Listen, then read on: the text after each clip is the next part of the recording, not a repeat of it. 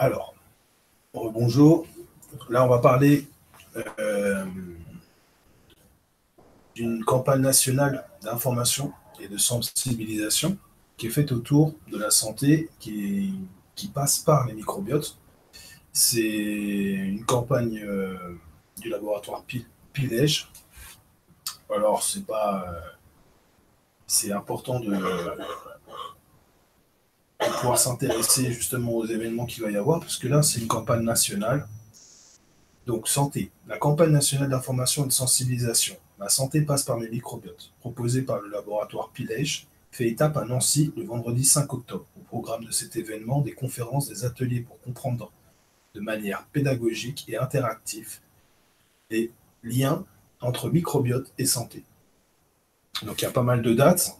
Là, Nancy.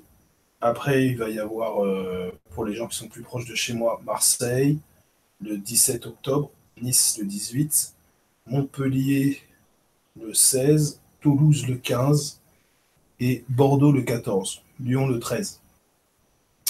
Donc, vous voyez que si vous avez l'opportunité d'y aller, c'est gratuit. Profitez-en. Il y aura des ateliers. Ça vous permettra de pouvoir faire le tri un peu dans toutes les informations qui sont sur Internet.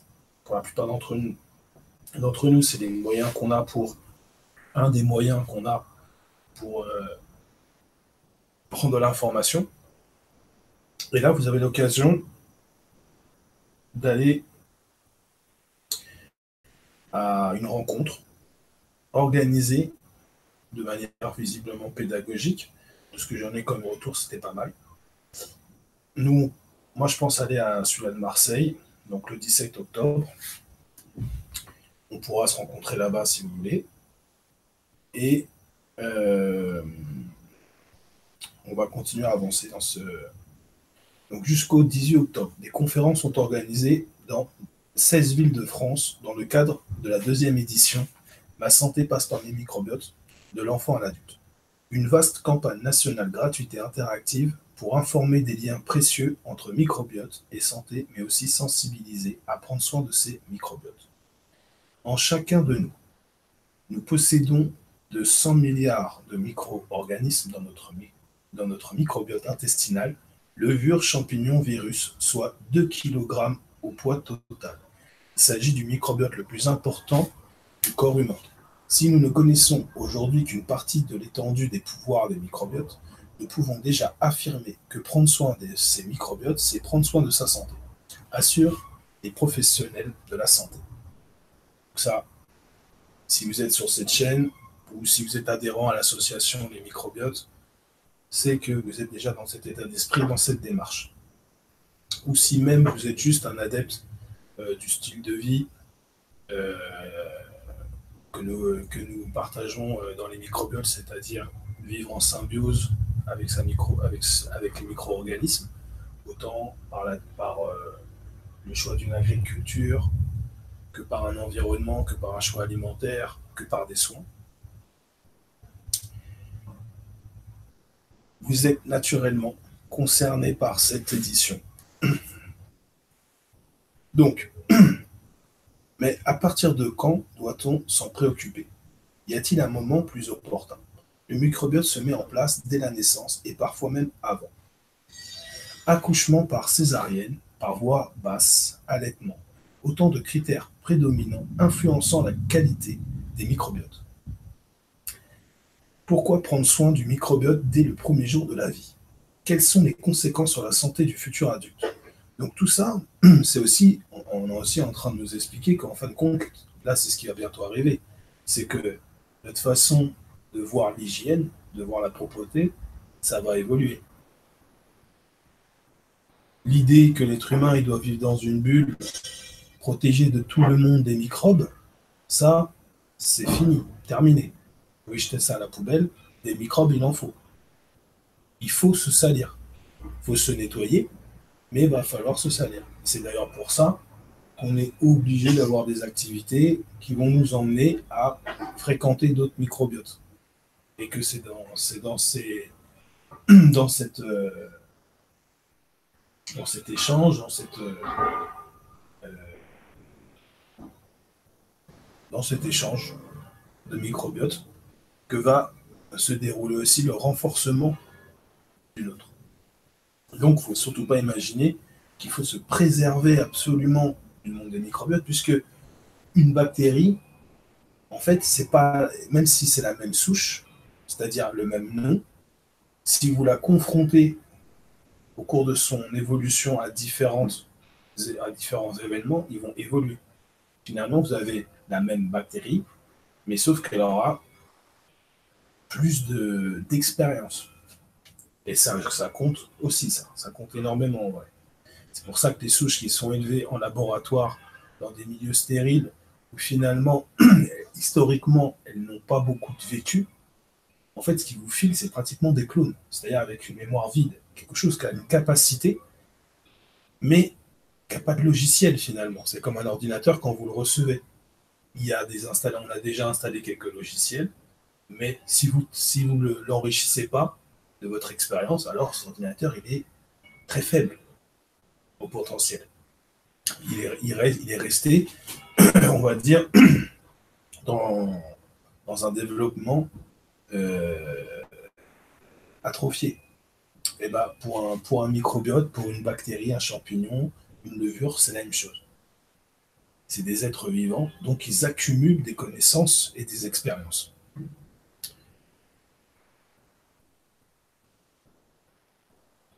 Alors, autant de critères prédominants, donc l'allaitement, savoir si on a subi une césarienne ou par voie basse pour les accouchements. Autant de critères prédominants influençant la qualité des microbiotes. Pourquoi prendre soin du microbiote dès le premier jour de la vie? Quelles sont les conséquences sur la santé du futur adulte? Qu'en est-il des dernières recherches en la matière? L'alimentation influence de manière importante la qualité de notre microbiote. Quels sont les aliments à privilégier selon son profil digestif? Donc, vous voyez que on va commencer à parler de profil.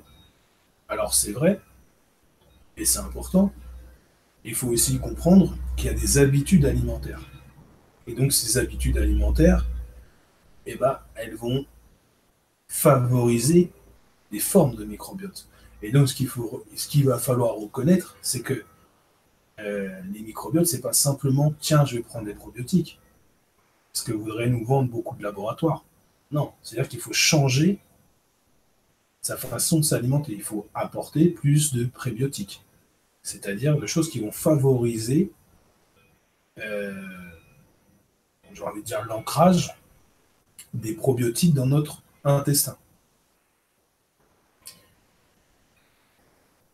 Donc, le stress a-t-il lui aussi un impact sur les bonnes bactéries? Quelle est la place des probiotiques chez l'adulte et chez l'enfant? Donc ça, c'est un peu toutes les questions que lors de cet événement, ils vont tenter de répondre. Pour s'informer sur le sujet et agir sur sa propre santé, le grand public est invité. Donc là, ça sera à Nancy, le vendredi 5 octobre de 18h30 à 20h30. Donc il y aura aussi le 17 octobre à Marseille, c'est là où je compte aller. J'essaierai de filmer, de ramener des vidéos et on fera un petit bilan de cette journée. Bon, vous voyez que ça ne dure pas très longtemps, ça dure à peu près 2 heures, mais c'est quand même la révolution scientifique dans le monde, que ça soit dans la technologie, que ça soit dans la médecine, que ça soit ne serait-ce que dans la compréhension du corps humain. C'est-à-dire qu'avant, euh, là on est en train de voir que beaucoup de concepts que la médecine ont propagés et ont suggérés sont complètement faux. Et c'est grave. L'histoire des antibiotiques, l'histoire des cancers, il y a l'histoire de certaines maladies, comment la maladie s'installe chez certains et ne va pas s'installer chez d'autres. Pourquoi? Tout ça, finalement, commence à être résolu par la pièce microbiote, le monde microbien. Chose que des civilisations avant avaient déjà découvert, s'étaient déjà intéressés, et même pas forcément des. Aussi, si on peut parler de civilisation, puisque euh,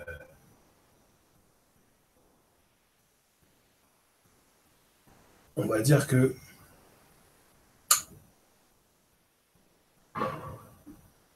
Pasteur, malheureusement, il a une vision étriquée de la chose et il nous a propulsés,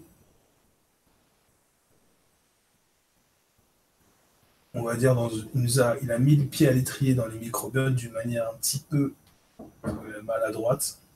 Et derrière, il n'y a pas eu l'effort nécessaire pour redresser la barre. Et aujourd'hui, on arrive à une situation où les gens ils parlent de microbiote, ils pensent qu'on va parler que de bactéries, ou alors c'est des articles. C'est même pas question des gens simples publics, c'est surtout des magazines professionnels qui ont même plus comprendre le sens des termes. Ça, c'est ennuyeux. La campagne s'articule autour de 4 ateliers interactifs, donc microbiote, tout commence, cuisine selon son profil digestif, sophrologie et microbiote, et des conseils individualisés. Donc vous voyez, donc dans les microbiotes, l'association, cette fois-ci la fédération des microbiotes, pour ceux qui habitent en région PACA, près de Martigues, donc nous on est principalement à Martigues, on vient d'arriver comme une association, donc on a la prétention juste de nous occuper pour l'instant de Martigues. Et à la rigueur des quelques villes autour, si vous venez, on vous accueille, c'est pas réservé aux gens de Martigues, mais nos actions vont pour l'instant se concentrer sur la ville de Martigues. Ma santé passe par mes microbiotes, de l'enfant à l'adulte, le vendredi 5 octobre, donc 2018 à Nancy. Donc ça sera au centre Prouvé, Grand Nancy Congrès et événements gratuits et ouverts à tous. Informations et inscriptions sur masantépasseparmesmicrobiotes.fr. Donc voilà, n'oubliez pas, il y a le 17 à Marseille. Je vous laisse là-dessus et on se retrouve pour d'autres actualités.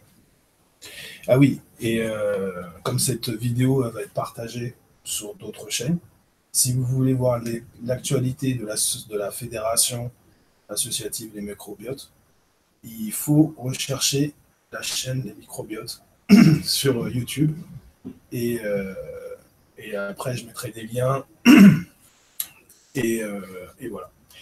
Bonne fin de journée.